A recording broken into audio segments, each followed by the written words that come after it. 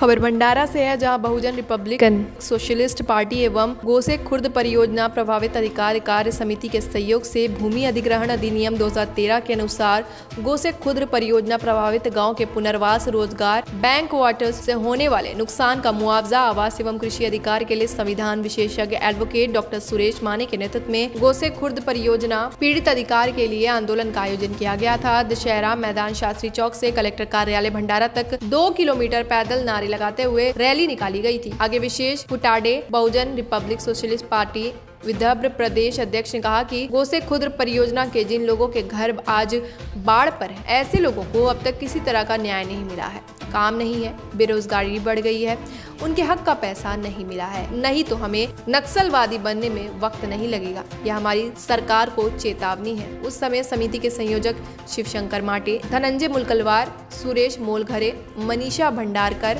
भाऊ कटोरे, कन्हैया श्याम कुंवर, शिलवंत मेश्राम आदि लोग मौजूद रहे। 30 गावांचं पुनर्वसन हे बाकी आहे। सरकारने या 30 गावांचं पुनर्वसन लवकरात लवकर करावं आणि जे जिल्हाधिकारी आणि 3 अधिकारी आहेत की ज्यांनी आजपर्यंत फक्त चेहरे बदललेले आहेत, बाकी पद तेच आहेत, अशा लोकांनी जे बर्बादी केली आहे यांना ताबडतोब आदेश देऊन नवीन कायद्याप्रमाणे यांचं पुनर्वसन करण्यात यावं। जी गावं डुबलेली आहेत त्यांचं आणि जी गावं आता डुबणार आहेत, आजूबाजूची शेती जे गेलेली आहे परंतु गावं थोडी उंचीवर आहे, त्याचं कुठलंही कारण न सांगता ही गावे ताबडतोब पुनर्वसनामध्ये घेण्यात यावीत।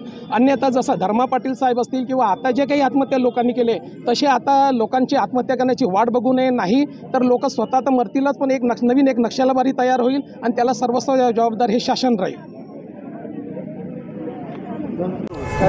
गोसे खुर्द प्रकल्पग्रस्त जे लोक आहेत, ज्यांचे घरं आज काठावर आहेत, ज्यांचे घरं आज मध्यंतरी आहेत, अशा लोकांना अजूनपर्यंत कुठल्याही प्रकारचा न्याय मिळालेला नाही।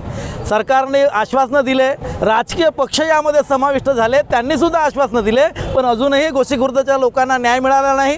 बेरोजगारी वाढलेली आहे, का हाताला काम नाही आहे आणि अशा परिस्थितीमध्ये त्यांचा हक्काचा अधिकाराचा पैसासुद्धा अजून पूर्णतः त्यांना मिळाला नाही। अंशबाधित म्हणा किंवा पूर्णतः बाधित म्हणा, यांना अजूनही अधिकार मिळालेले नाही। यासाठी सरकारला दोषी धरून आम्ही आज गोसे खुर्द संघर्ष समिती आणि बहुजन रिपब्लिकन सोशलिस्ट पक्ष यांच्या वतीनं डॉक्टर सुरेश माने सरांच्या नेतृत्वामध्ये आम्ही आज जिल्हाधिकारी कार्यालयावर जात आहोत, त्यांना आपल्या हक्काची मागणी करत आहोत। ह्या चेतावणी म्हणून आहे, जर असं झालं नाही आम्ही नागपूरला मोठा विधान भवनावर पुन्हा मोठा मोर्चा काढू। इलेक्शनच्या आधी जर पुन्हा कुठे अधिवेशन भरत असेल त्या ठिकाणी आम्ही आधी जाऊ आणि आपण मागू। जर तेवढे करून आम्हाला आमच्या हातात शस्त्र घ्यायला सरकारने भाग पाडले, ही आमची चेतावणी आहे। बेरोजगार जे युवक आहे ते हातात शस्त्र घेतल्याशिवाय राहणार नाही। या ठिकाणी एवढंच बोलतो, जास्त बोलायचं नाही। भंडारा से हंसराज राम टिके की रिपोर्ट, TV1 इंडिया न्यूज़।